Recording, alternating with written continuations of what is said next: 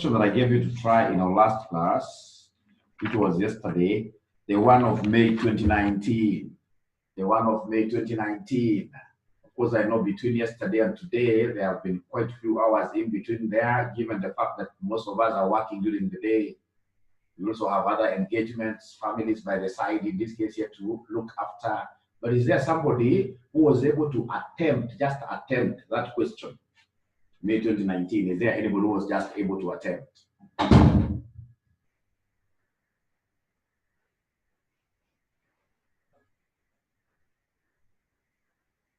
Is there anyone who was able to attempt? There's nothing wrong if you say no. I just want to know whether there is anybody who was able to attempt something, however small. You know, there could be a possibility that all of you are able to finish the question, and as such, Mwalimu may not even do it.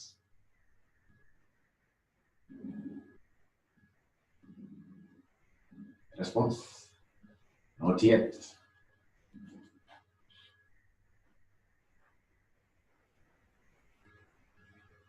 So when they keep quiet like that, chances are they never did the question. So I think I'm better off doing the question. So it's May 2019, question number 5. It's May 2019, question number 5. JESA, tours and travel. So we have here Advanced Financial Management, CPA, May 2019, question number 5A. Question number 5A. JESA, Tours and Travel, is a private company in the tourism industry. We did up to cash flows. We did up to cash flows. So can I start from cash flows directly? Is that will that be good for everybody? Will that be good for everybody, or I do it from scratch?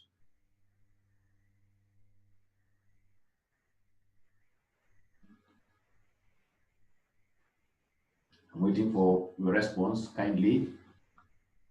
Do I just get the cash flows, I discount them, or we do it from scratch? Person is saying from scratch. We from scratch. Then another says start from cash flow. So a third person.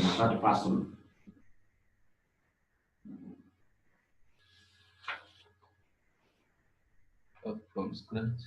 So from scratch. So you're told here JESA Tours and Travel is a private limited company in the tourism industry. In order to improve customer service and provide the management with timely and quality information, the company is contemplating to purchase 8 microcomputers at a cost of what here? 100,000. 100,000. So the total purchase cost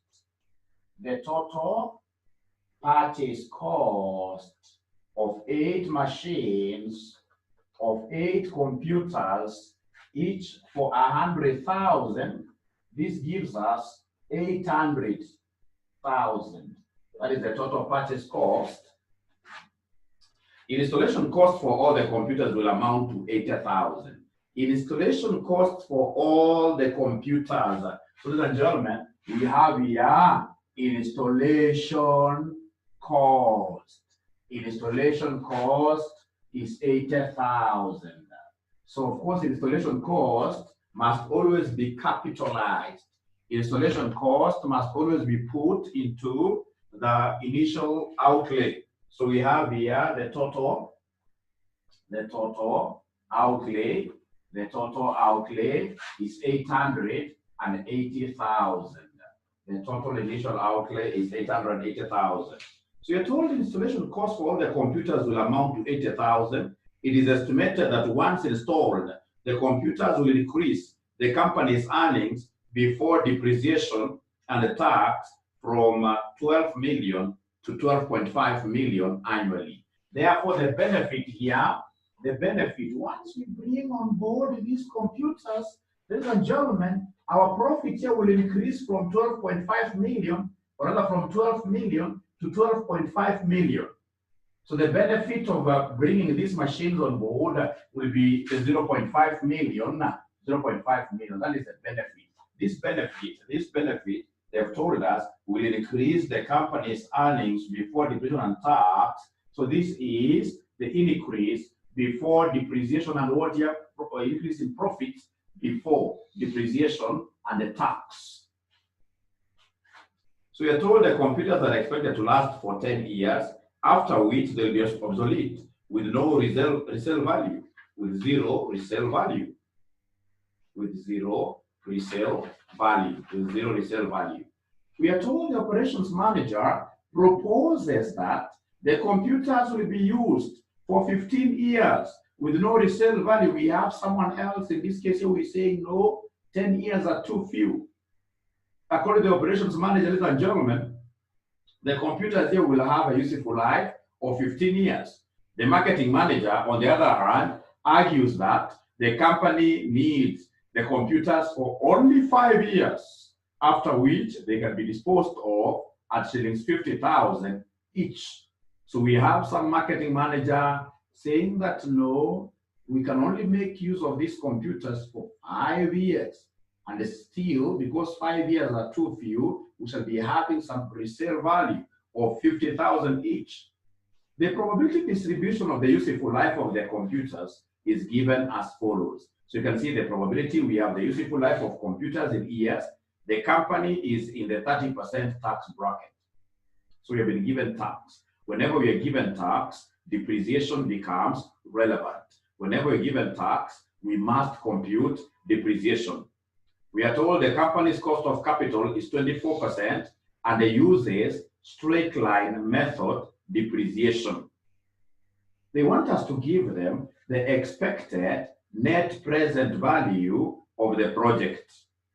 And then number 2, the standard deviation of the expected net present value. Number 3, if the net present value of the project is less than 200,000, the firm will be exposed to a financial distress. So they want us to determine the probability that the firm will avoid financial distress, and they're telling us to assume a normal distribution. Assume a normal distribution. Ladies and gentlemen, the biggest mistake that most of the students who did this particular sitting made was to give us expected useful life. So most of the students went ahead and told us that the expected useful life from the table given on this, before this paragraph, last paragraph, or before required, there's a table given there of useful life. So very many students went ahead and did 0.2 times 5, plus 0.5 times 10, plus 0.3 times 50, and then they gave us an expected useful life. That one automatically put them offside.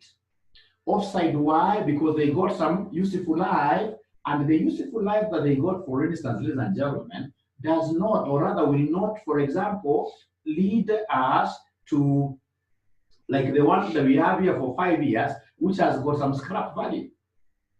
Remember, they have given us some scrap values for different what year periods. So the best students, what the best students here did was to come and evaluate all those events separately. They went ahead and evaluated the events separately. So they did actually 3 columns. So we have here 3 columns. 3 columns. So we have our 3 columns here. We have our 3 columns.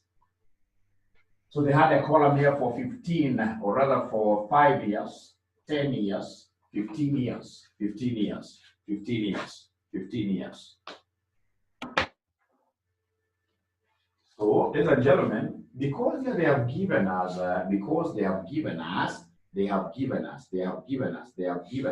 tax rate, the very first thing that I will do is to compute depreciation.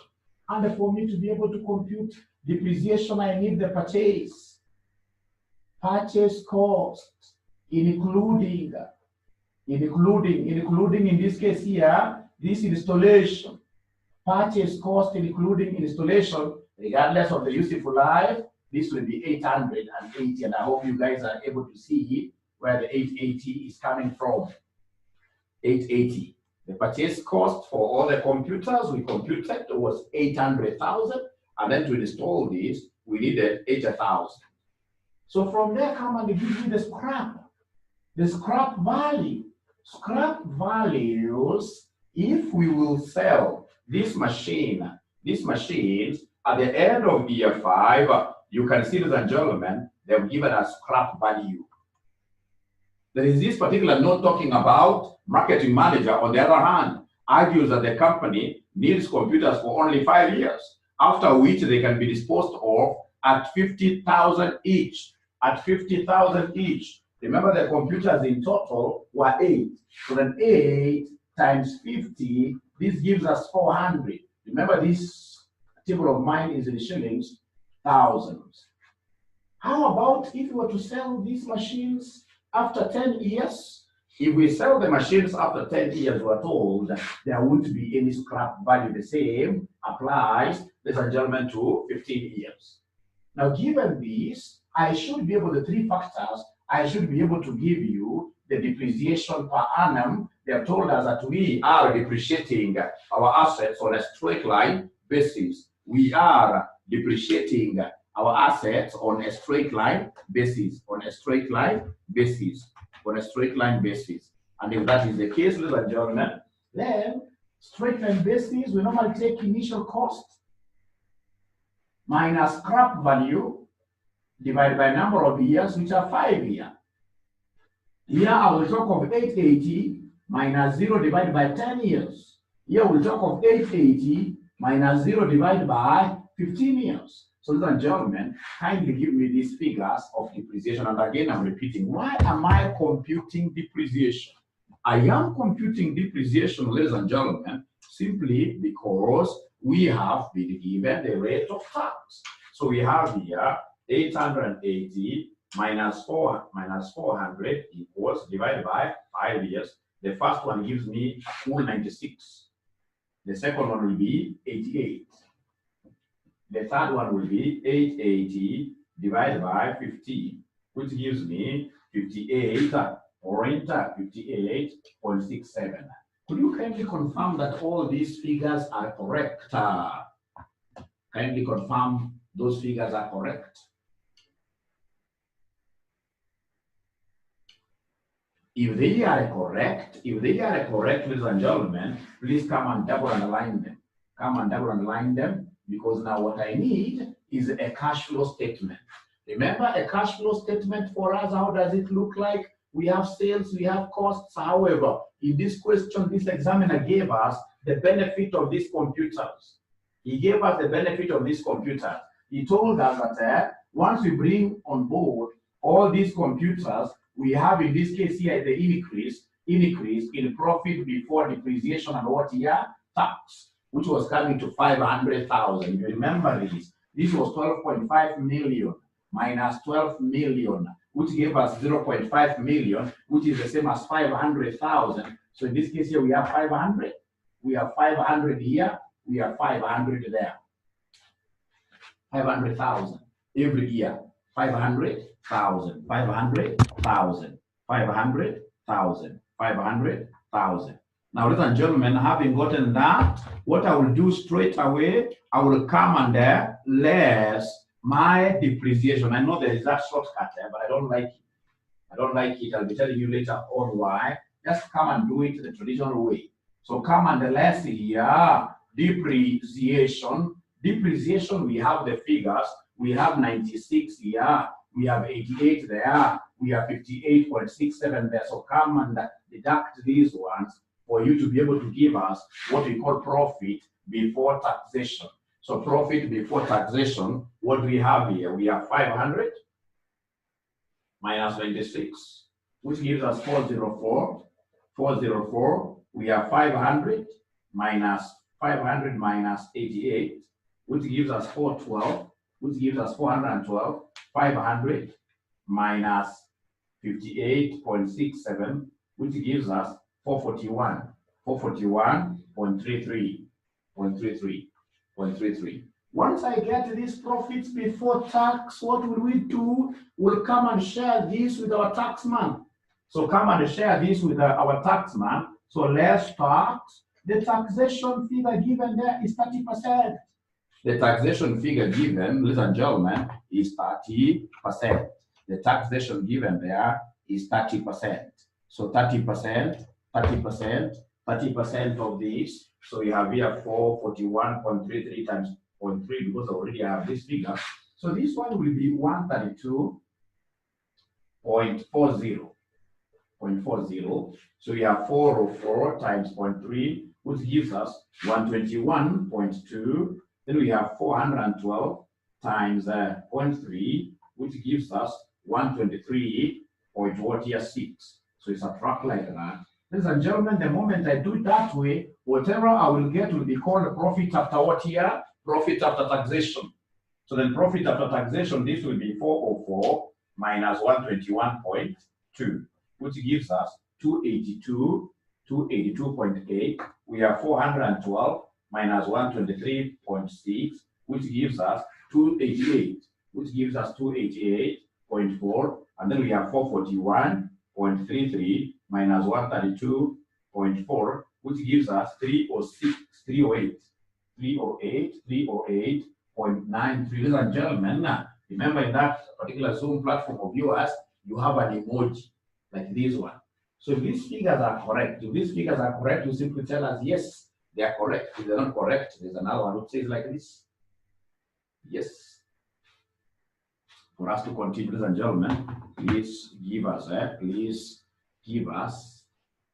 a sign that things are okay. Otherwise, we proceed like that, and then at the end of the day, we get ourselves being wrong. Are we okay? Everyone type there yes, or just okay.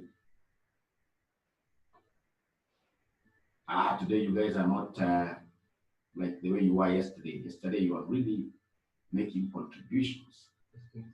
It's okay, thank you very much. Now, ladies and gentlemen, if this is okay, having gotten profits after tax, ladies and gentlemen, straight away I would endeavor to change this to cash flows. How do I change this to cash flows? I'll come and add the non-monetary. Add the non-monetary parameter. The non-monetary parameter here is the depreciation. So come and add back depreciation.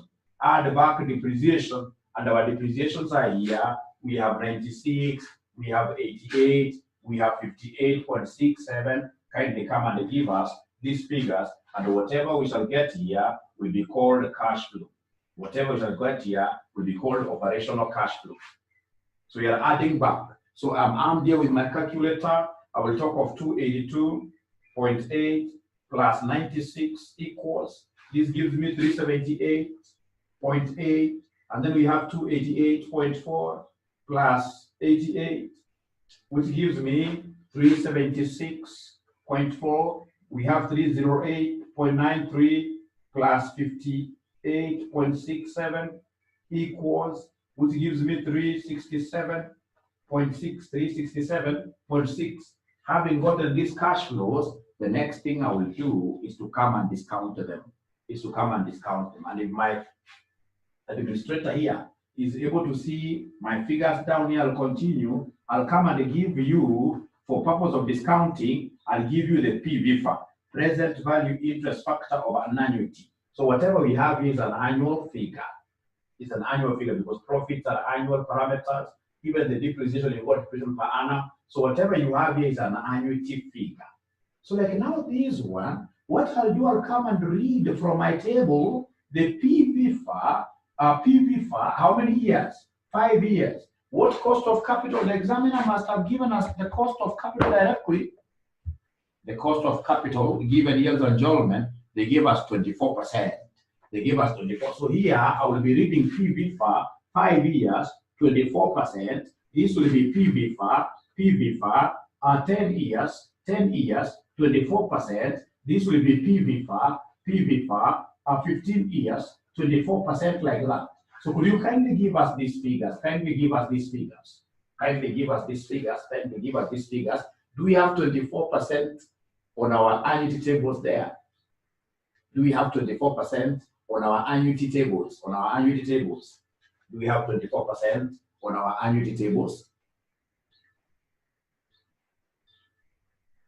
Do we have 24% on our annuity tables?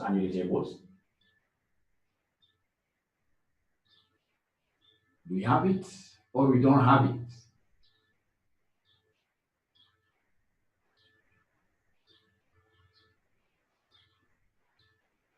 24%, 24%. Do we have it or we don't have it? We have it. So go to the table called the annuity table. Annuity table, you read 24% up there. Move like this, ladies and gentlemen, we'll be able to see where our N, for instance, where our N is 5. And then I will read for us the figure that is there. The first one, 24%, 5 years. What figure are we able to see here, ladies and gentlemen?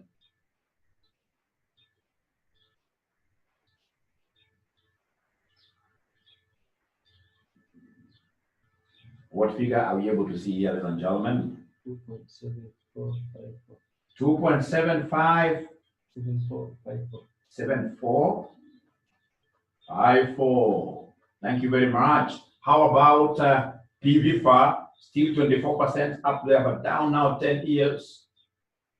10 years, down there 10 years. What do we have? Somebody ask PV FAR?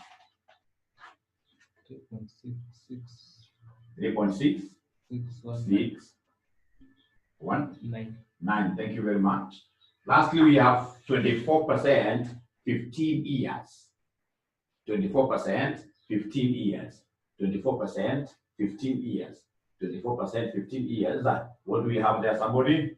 4.00. 4.0013. If you allow me, I'll have to transfer this figure somewhere. If you allow me, I will have to transfer this figure somewhere. I'll have to take them up here. I'll have to take them up here. So, ladies and gentlemen, what do we have here?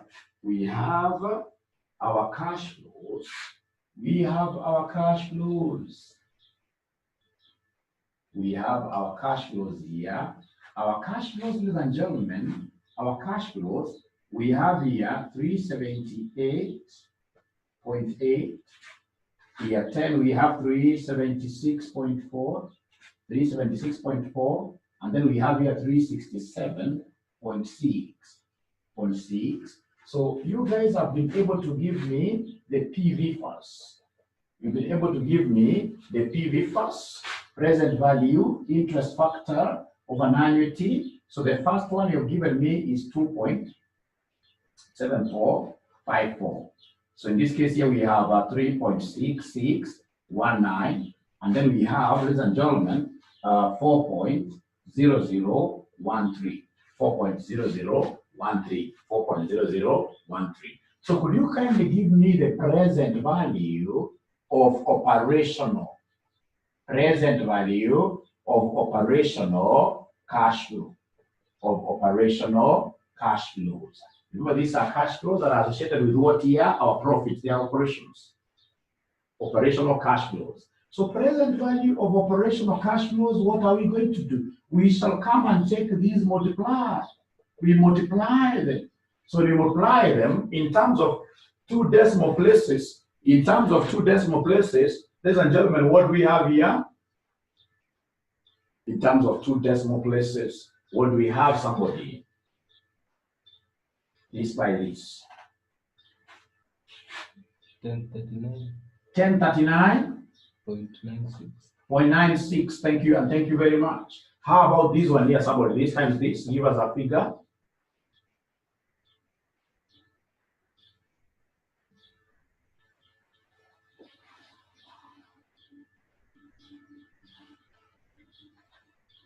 So we have this times this. Give us a figure we write. 2 decimal places, don't forget.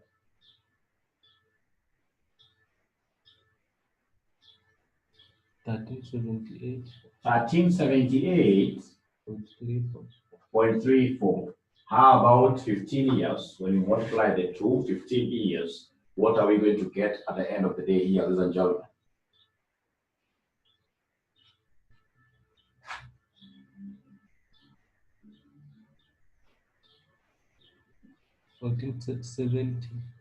$1470.88. Ladies and gentlemen, I could see very many students getting these answers correct up to here. But always, over 50% of the students will forget discounting of the scrap value. Scrap value is a future income, is a future cash flow that has to be discounted. So in this case, here come and give us the present value of scrap value, scrap value, scrap value. Present value of scrap values and gentlemen. Remember, like year 10 and year 15, we don't have any scrap. Year 10 and year 15, we don't have any scrap. We only have a scrap at the end of year 5.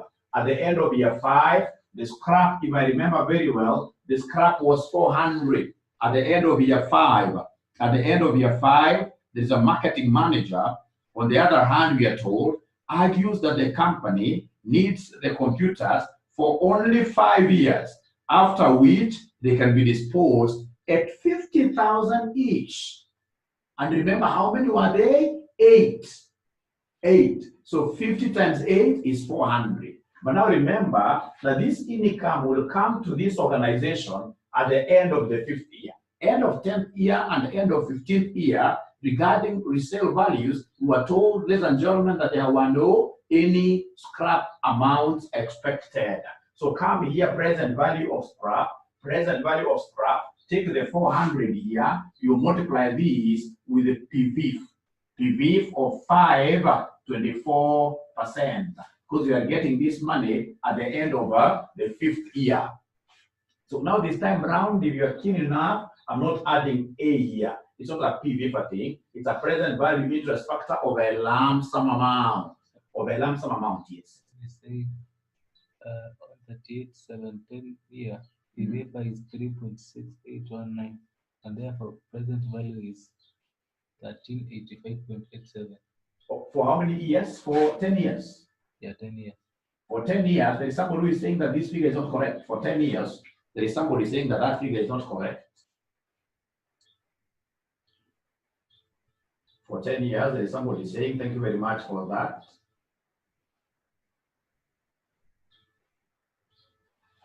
For 10 years, it's supposed to be 3.68. Thank you for that. 3.68. 19. Please confirm this. Confirm that. Kindly confirm that. I've been able to use my calculator. I don't know why your tables were giving you different figures. Please confirm that. Can I have like 3 or 4 students saying straight out that now we have done the correct thing here? Can we have other students supporting this?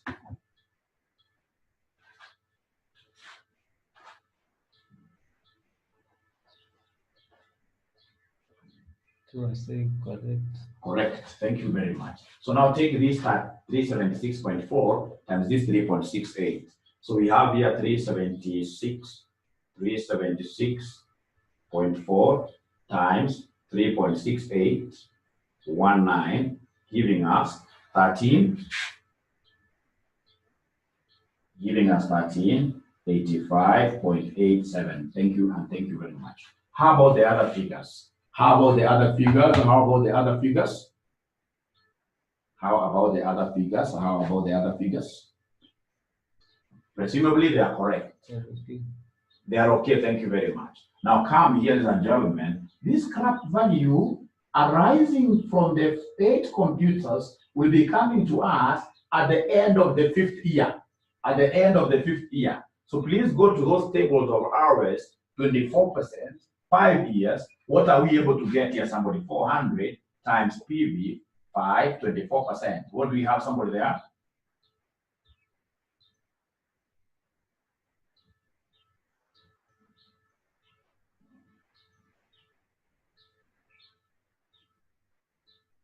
Somebody 24%, 5 years. If I wish, I can also use my calculator. 1 plus R, raised to negative n. So I'll talk of 1.14, 1.24 actually, raised to negative 5, which at the end of the day will give me 0.3411. So 400 times 0.3411. So could you kindly give me that figure? Kindly give me that figure. Kindly give me this figure. Kindly give me this figure. Kindly give me this figure. So we have 400. 36.4. 136.44. So this is 136.44. We have said here the others are what here? See? Zeros like that. And then, of course, if I'm a good student, what I will come and do here is to add so that we can get the total present value. Total present value. These other two, I'm quite cognizant of them. These other two, we have here 1385.87, 1470.88. But of course, this one I have to pick my calculator and add. Plus 1039.96, ladies and gentlemen, which will give us 1176.4. So having gotten the total present value, what is it that we shall do? What adjustment shall we do here for us to be able to ascertain the net present value? What adjustment? I'll come and less the initial outlay. Less the initial outlay. The initial outlay, we had a figure of 880, 880, 880. It doesn't matter how many years these computers will stay with us. It doesn't matter. So come and subtract. And of course, once you subtract, you'll be able to give us what we call the net present, what here? The net present value. You'll come and give us the net present value. So minus 880 equals, which gives us 296.4. 296.4. We have 1385.87 minus 880, which will give us 505.87, 1470.88 minus 880, which will give us 590.88, like that.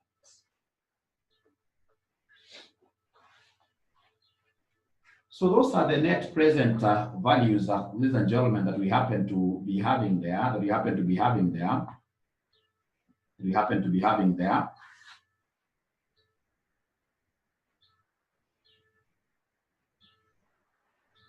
Yes. Now the next thing that I would want us to look at, ladies and gentlemen, if you read the question very well, they want us to give them the expected net present value. Expected net present value. So remember, here there are three possibilities. There are three net present values. So they want an average. If we never had the probabilities of these outcomes, then our average would have been take this plus this plus this divided by 3. Divide by 3. Divide by 3. So ladies and gentlemen, this time around we happen to be having probabilities of our outcomes.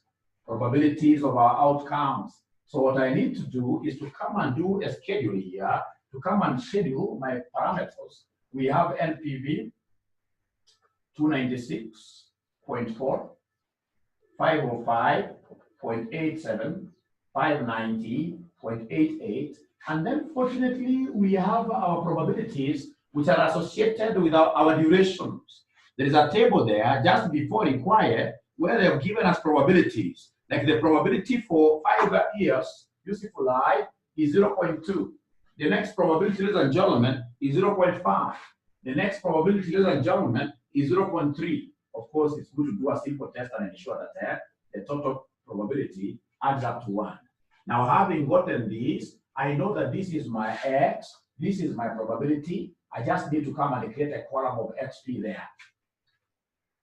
We must attach the probabilities to our net present values here. So could you kindly do the multiplications for us? So the first one, remember, for us to be able to get x bar, which is the same as expected, like in this case here, expected net present value, what I'll do is to take the x values times their corresponding probabilities, and then I sum like that. So we have the first one, which is 296.4 times 0.2, giving us 59.28. And then we have 505.87 times 0.5, giving us 252.94. And then, ladies and gentlemen, we have here 590.88 times 0.3, giving us 177.26, like that. So come and give us the total. So we have here, ladies and gentlemen, 59.28 plus 252.94 plus 177.26 equals, which gives us 489, point what here? 48. So this sum here is our expected net present value which is 489.48. So I want to imagine that those figures, ladies and gentlemen, are correct. Those figures are what here? They are correct.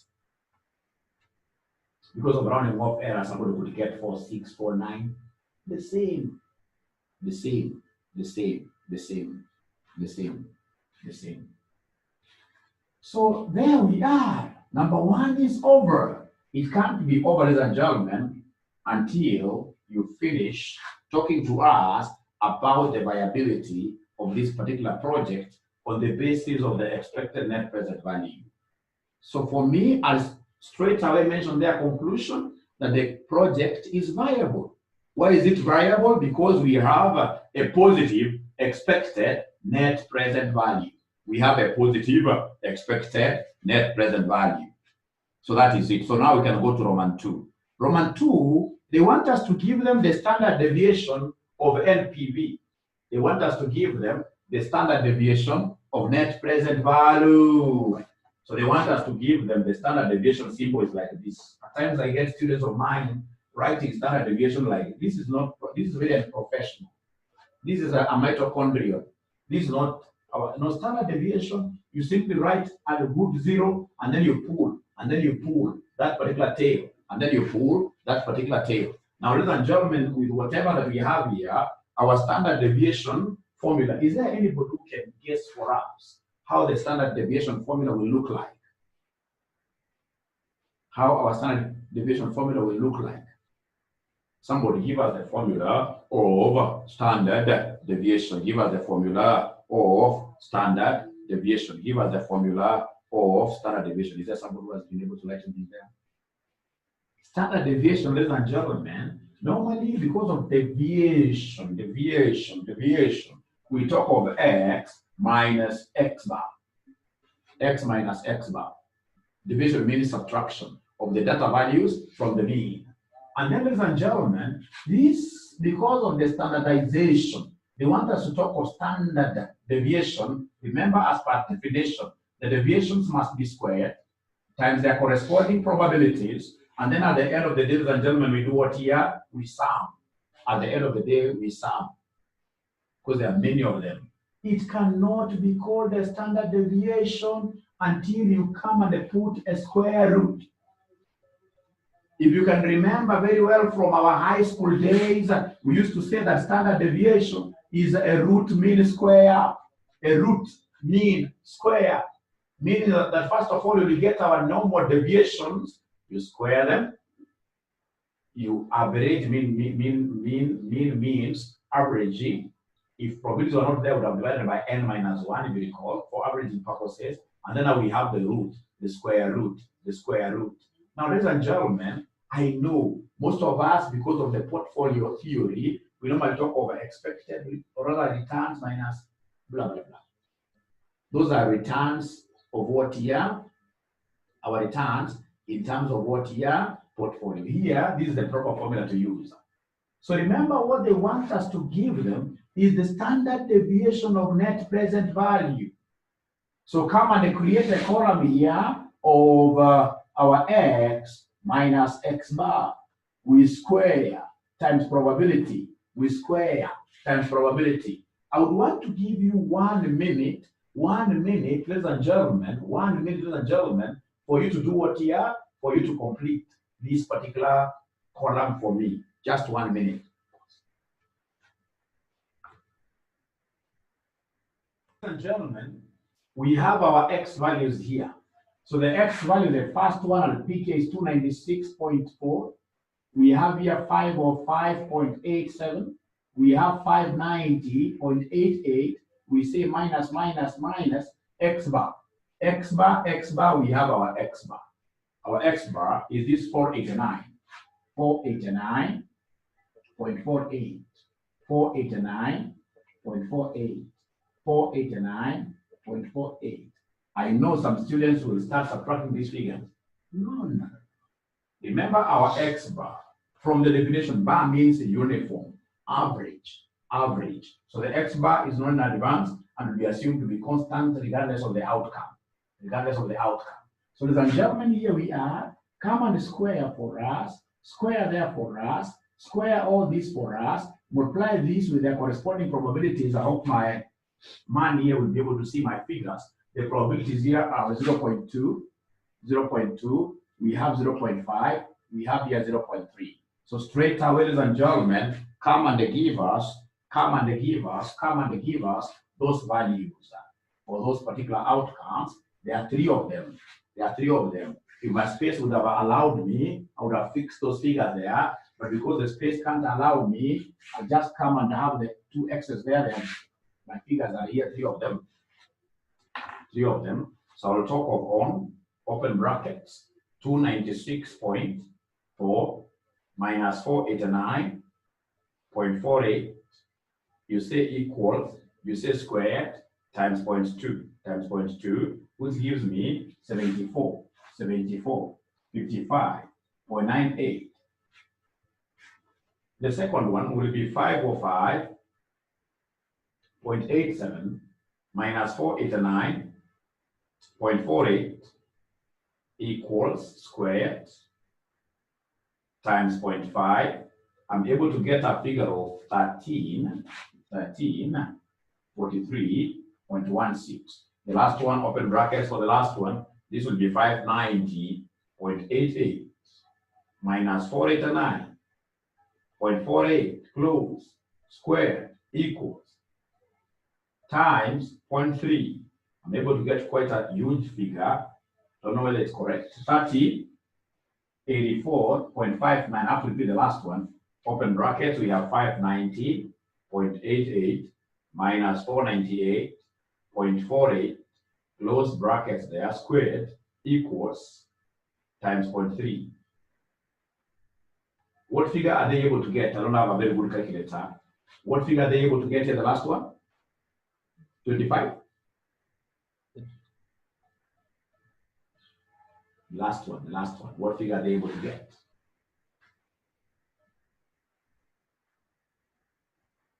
I'm waiting to hear from them.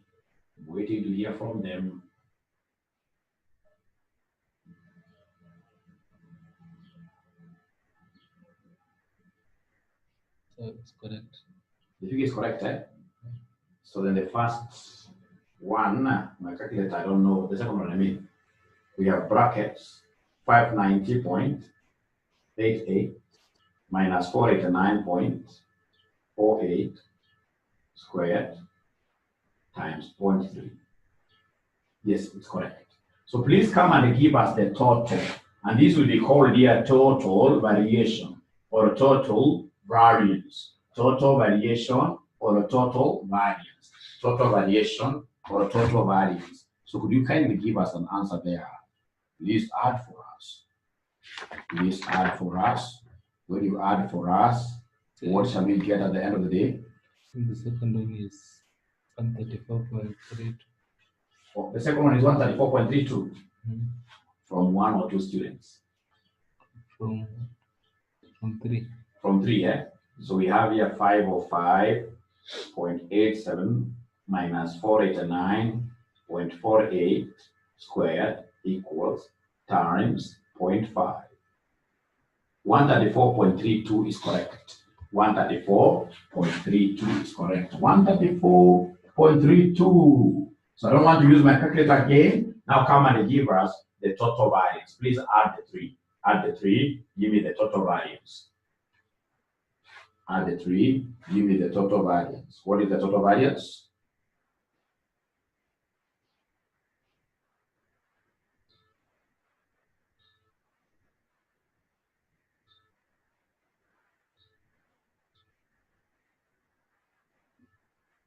No, 674.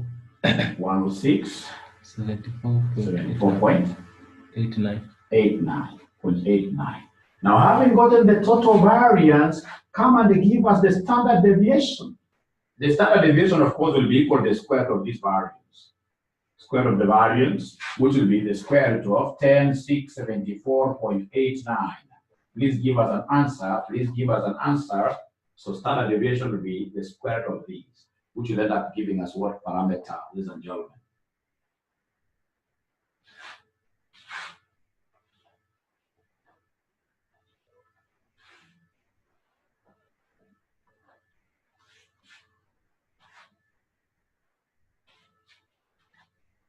103.32. So I'm being told by great students here that my standard deviation is 103.32. Thank you, and thank you very much. That is what this particular examiner wanted us, to ascertain the standard deviation of the expected net present value. I'm so sure that all of us would have gotten that correctly. Look at Roman number 3. Roman number 3, if the net present value of the project is less than 200,000, the firm will be exposed to a financial distress. Determine the probability that the firm will avoid financial distress, assuming a normal distribution. I want to give you 2 minutes. You try to think through this question. 2 minutes, try to think. Now, ladies and gentlemen, a normal distribution. Remember that bell-shaped curve that we used to do, that we used to encounter in CPA section 4 quantitative analysis. The bell-shaped curve, normal. Waswahili tunasema ugali ya mluya ambayo iko very balanced. Kila mtu ako na talent yake. Wengine hatuwezi kufanya ugali kwa balance hii, lakini kuna talents zingine. Kama ni Mswahili anajua kupika wali kabisa, lakini Mluya anajua. Hii ndio normal distribution, ugali ya Mluya. Now you can remember from your section 3, ladies and gentlemen, a normal distribution, a normal curve is normally defined by 2 things. We have the mean, we have the standard deviation. So the mean here is 103.32. Or the standard deviation is 103.32. And then we have the mean. Mean is the same as this U. Is the same as the expected net present value in our case, expected mean. And unfortunately, you guys had given me a figure for the mean, which unfortunately I deleted.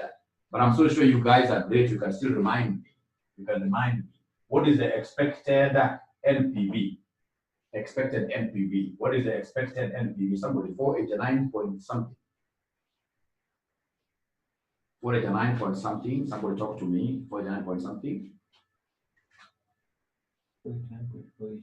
489.48. Thank you very much.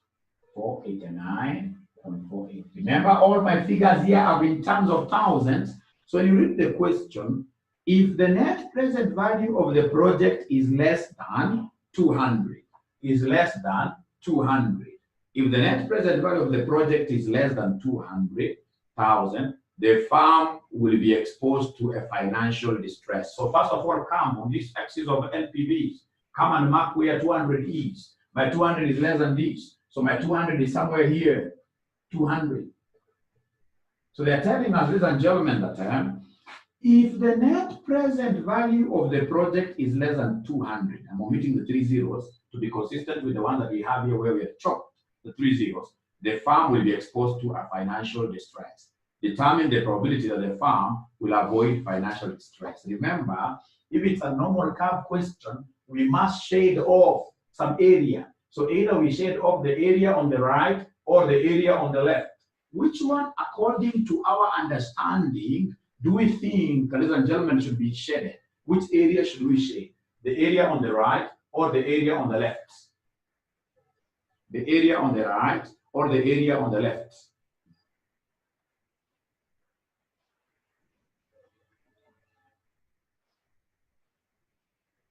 The area on the right or the area on the left? Please talk to me. Which area should we shade? Left. Right or left? They are saying left, eh? 1 or 2 or 3 students? 2 students are saying left. Ladies and gentlemen, this one, if you're saying we shade on the left-hand side, thank you very much for trying, but you are offside.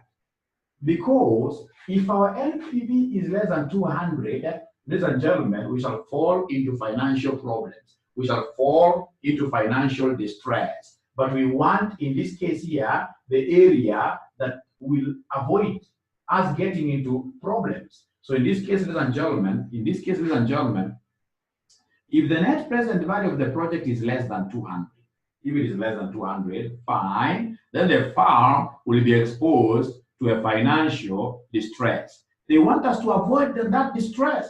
Determine the probability that the farm will avoid financial distress. So we can only avoid financial distress if we are in this area.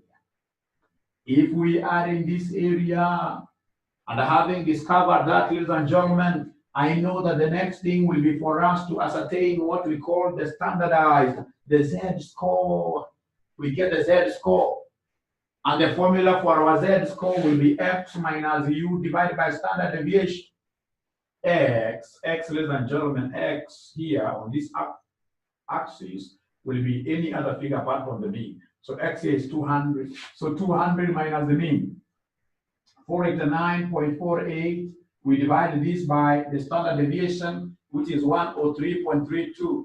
So could you kindly give me this, ladies and gentlemen, kindly give me this, our Z will be equal to what at the end of the day? Our Z will be equal to what at the end of the day?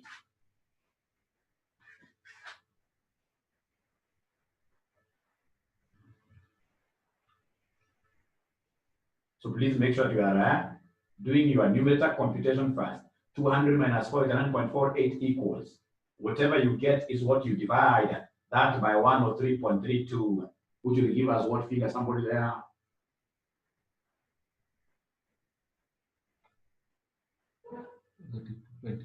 Negative 2. Is it 2.8? You know, we normally prefer Z-score to be in terms of 2 decimal places. Z-score is 2 decimal places. Z-score is 2 decimal places. 2.8. Thank you very much. Having gotten this, what I will do is to go to my question papers and read the entry. Read the entry from a table written normal curve or normal table. Go to our tables. There's a table there written normal. A table written normal there. This table written normal curve. This table written normal curve, ladies and gentlemen, I have my normal curve. I will go to a column called 2.8. So walk down. Of course, I have the second one, or rather, I have another one here. 0. There's a 0 somewhere there, because I want 2.80. So we have this column titled 0, A, B, C, D all the way. And then, of course, I want 2. So I locate 2.8 in the Z column. Please, in the Z column, locate 2.8. And then look for this digit 0. And then you read for us the figure that is here, the figure that is there, the figure that is there. I'm waiting, ladies and gentlemen, to hear whether there is anybody who will be able to read that figure nicely. To read that figure nicely.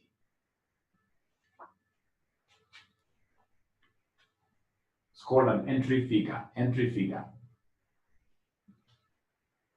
Entry figure. If you read very, very keenly, you'll be able to see 0.4974. 0.4974. 0.4974. 0.4974. Is there anybody who is able to see 0.4974 there? Please try. Try. Go to your normal. Is it a normal table? So it's a normal table. And you will get some other normal tables, although it's rare, although it has been brought before. You'll get some other normal tables where you read the 2.8 and you're able to get like 0.9. Like now this one will be 0. You get some other table telling you 0.9974. Yes. They say yes, Yeah. Occasionally they give us that bad table. But the better table is the one that normally gives us the entry figure between the two values and the area of the two values that you have subtracted, these two values, here and here. This area that you have read should be this area. But fortunately, we know that this other area is what here? 0.5. 0.5. And at the end of the day, what would they want us to give them? They would want us to give them the total area, which is the same as what here? Our probability. So you add the two, which will end up giving us 0.9974. You add the two. So remember, when I'm reading my entries from my tables, I always disregard what here? Negatives. The Z-score, I disregard the negative. Because basically negative is telling me that we have an area on the left-hand side. we have an area on the left-hand side. On the left-hand side, we have an area on the left-hand side.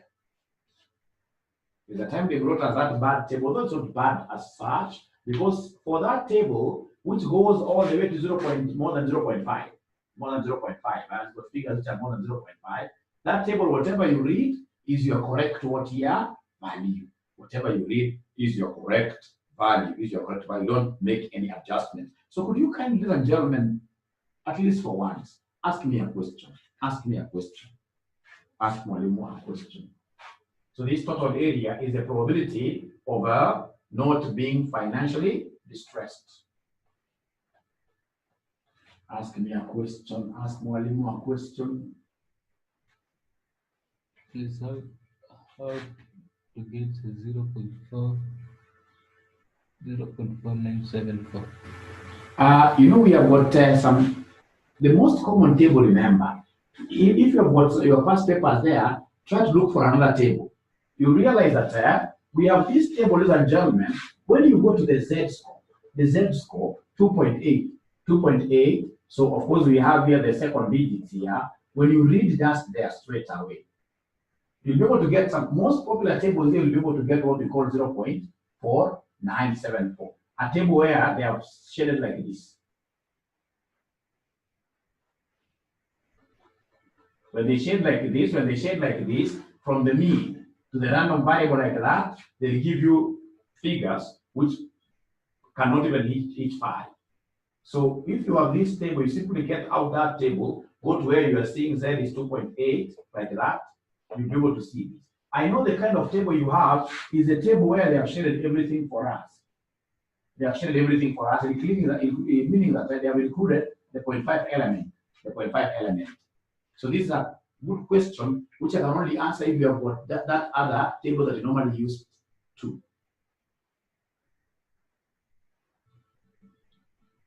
Right? So I hope I've answered that question. As I wait for more questions there. Yes, I'm waiting for more questions. There's a student asking us, how do we get to know the table to use when you are doing present valuation? Remember, we have got two types of cash flows. We have cash flows, ladies and gentlemen, like now the scrap. We have here the scrap. This will be an amount which you call irregular or a lump sum amount actually. So if it is a lump sum amount, I will use that table called the present value interest factor of a lump sum. It's written up there. It's the first table normally. Present value interest factor of a lump sum amount. But what if in this case here I encountered annuities? Ladies and gentlemen, annuities, I will use what we call the PV for present value interest factor of an annuity. And I hope you remember what an annuity is. If, for example, in year 1 you're getting 10, year 2 10, year 3 10, etc. Then you are talking of what year? PV. PV is when you have somebody giving you like 10 this year, next year 20, another year different amount, or basically where you have a one-off figure, like what we are calling the scrap. You use PV. So I hope I've answered your question.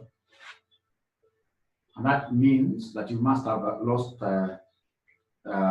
some topic. There's a topic that we did, not a topic, but just a topic about this, how to do the present valuation. But fortunately, now we have been able to connect you to all our videos. I hope you guys are able to enjoy our videos on that website, rcmpublishers.co.ke.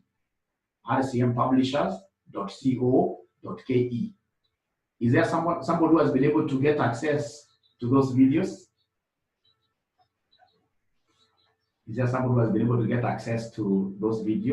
If you provided your email addresses, of course, we have connected you.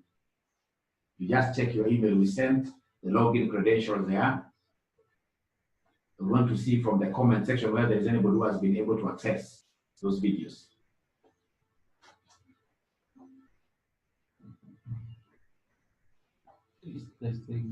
Yes. And please don't jump any video. When you're watching them, you have to follow them. If it's video 1, you finish, you go to video 2. And then of course at the back end, I'm able to see your progress. I'm able to see your progress, which of course I'll be giving you what we call a progress report.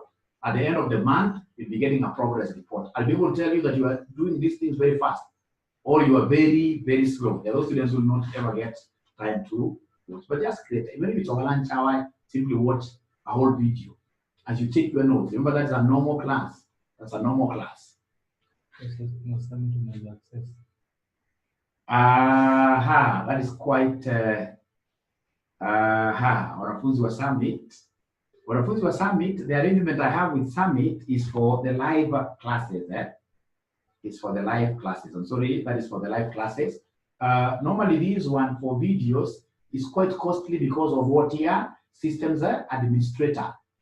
The systems administrator takes about 30% of what the students pay. The students normally pay 3,400. The systems people for doing the uploading like that, they take 30% of that, which is about 1,000 shillings. But for you, I'll have to discuss with the management, and then I'll be able to tell you the way forward. The way forward.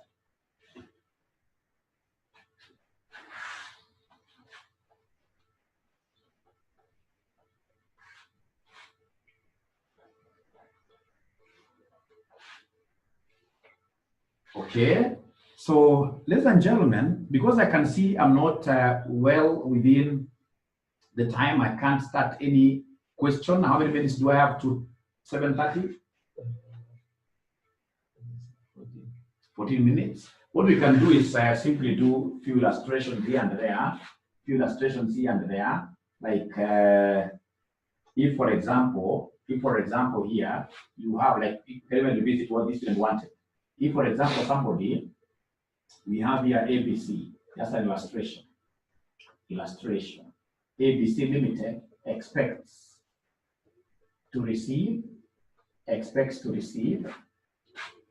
Kenya shillings 10 million per annum for 5 years. And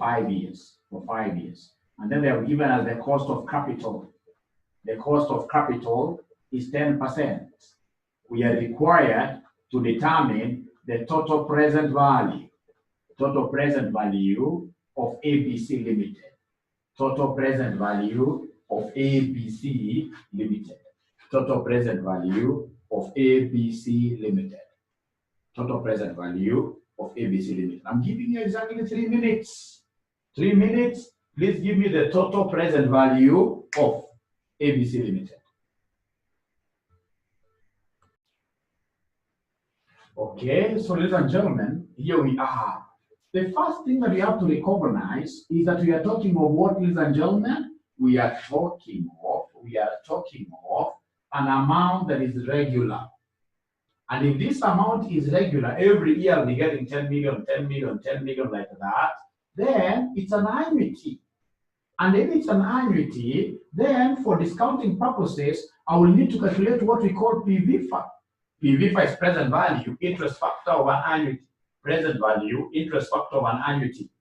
So this present value, interest factor of an annuity will be 1 minus, remember our simpler formula. 1 minus our simple formula, which is 1 plus R, raised to the negative n, everything divided by what here R, and of course as a good student of finance, these are formulas I need to know. But I don't have to cram it because the formula is normally given on your tables there. But it's good to know how to work around with it.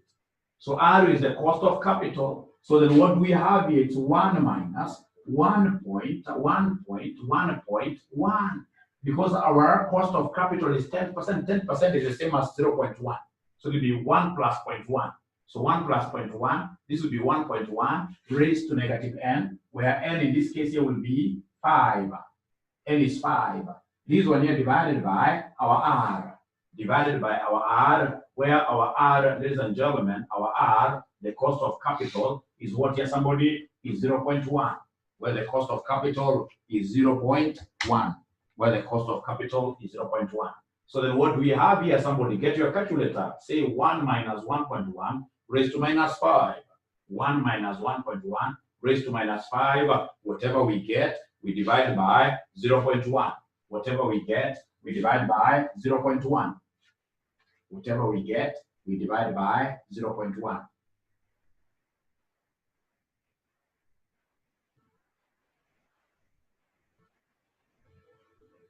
Whatever we get, we divide by 0.1. Somebody give us something there.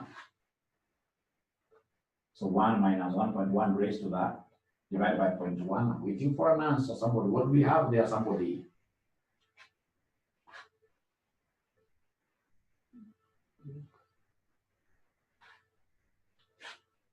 It can be 0. It should be 1 minus 1.1 raised to minus 5. 3.7908. 3.7908. 8. Thank you, and thank you very much. Now, having gotten that, ladies and gentlemen, then what we will do to get the total present value is quite easy. To get the total present value, the total present value, you will take the annuity amount multiplied by PV factor.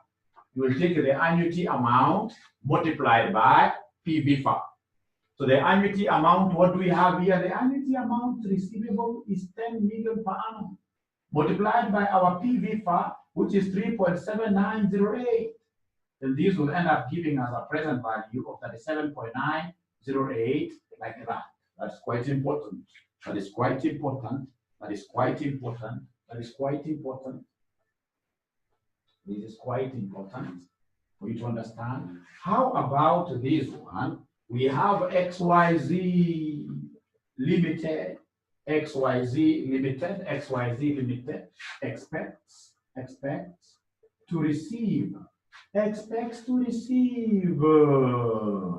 Kenya shillings 20 million per annum indefinitely, or what at times you examine every semester. He has to bring this concept of indefinite cash flow, perpetuity. At times they call it in perpetuity per annum indefinitely. And then they have given us the cost of capital. The cost of capital, ladies and gentlemen, is 10%. The cost of capital is 10%. The cost of capital is 10%. So we are required to determine the present value. Determine present value. Determine present value. Determine present value. Indefinite cash flow. Ladies and gentlemen, for indefinite cash flow, what do we have here for indefinite cash flow? So long as it's an annuity, I will start first of all by remembering my annuity formula. I'll start by remembering my annuity formula. My annuity formula, ladies and gentlemen, reads like this. My annuity discounting formula is 1 minus 1 plus R raised to negative n, and then you divide everything with what here? Somebody with R. You divide everything with R. Now, ladies and gentlemen, if this is the case, remember our n is infinity. Our n is indefinite. So if this is an indefinite parameter, it means at the end of the day, this entire term will tend towards 0. This entire term here, which has got a connection with infinity, has to disappear. And that is why they normally tell us that the present value interest factor of an annuity that is infinite, is normally obtained by us talking of what here? Somebody 1 over R. And therefore, our total present value for an amount receivable indefinitely will be equal to the annuity amount multiplied by our PV factor, which is 1 over R. Annuity amount multiplied by our 1 plus R. 1 over R, 1 over R. So, ladies and gentlemen, if you're keen enough, you must have realized that this one will end up giving us A all over R. So the amount receivable is 20 million. Divided by R is the cost of capital or the required rate of return. The required rate of return here is 0.2. So then what is 20 million divided by 0.2? Somebody talked to us this morning. talked to us this morning. Somebody talked to us this morning. So 20 million divided by 0.2 gives us what here, somebody? 400 million. Thank you very much. The last one for today. The last one for today. The last one for today, ladies and gentlemen, is again illustration 3. Illustration 3. We have X, Y, Z expects to receive Kenya shillings 18 million per annum, whose growth rate is 3% per annum.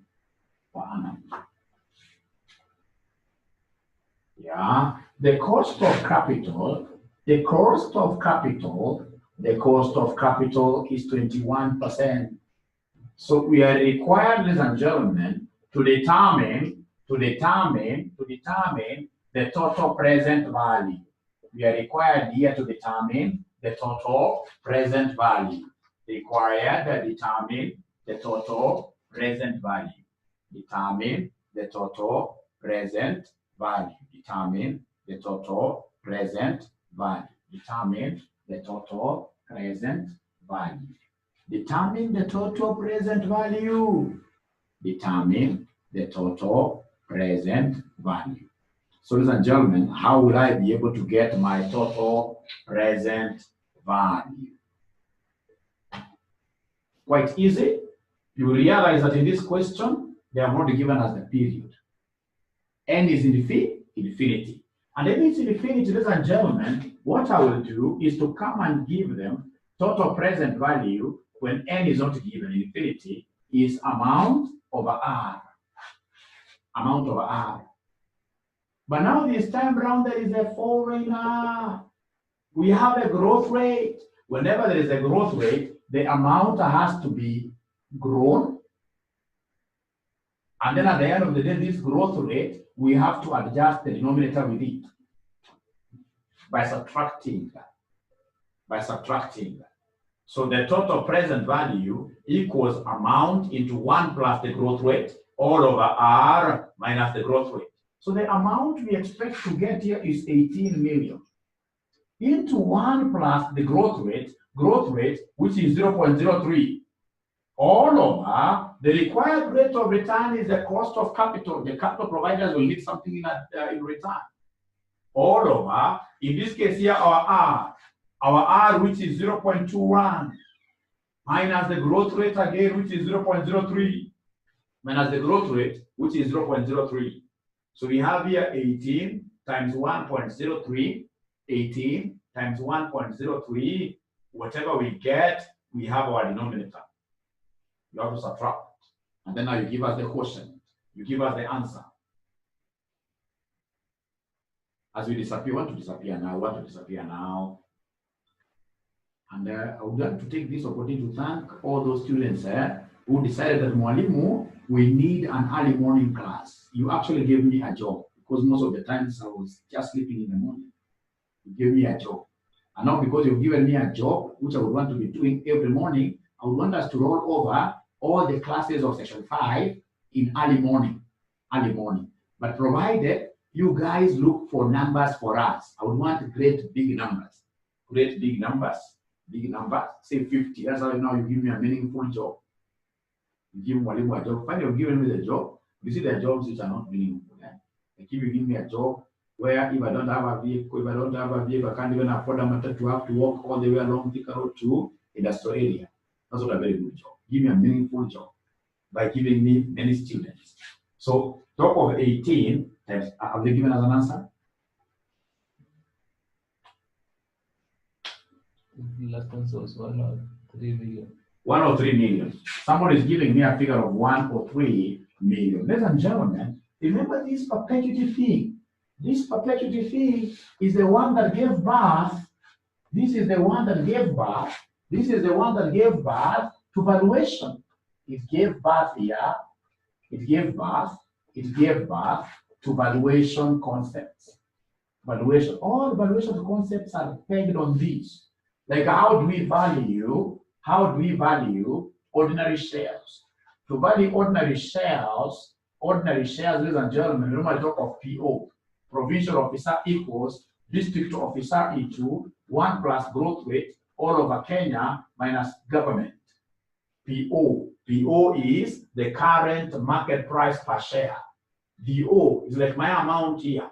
DO is the current dividend per share into 1 plus G all over KE minus growth rate. KE is the cost of equity holders, same as cost of capital. So you can see that this is quite similar to this. And it's similar to this because we normally assume that any organization that is selling their shares outside there will stay with us indefinitely, in perpetuity. So, and this, of course, formula gives us a very good base for valuation of ordinary shares, and of course, for our major topic called advanced financing decision.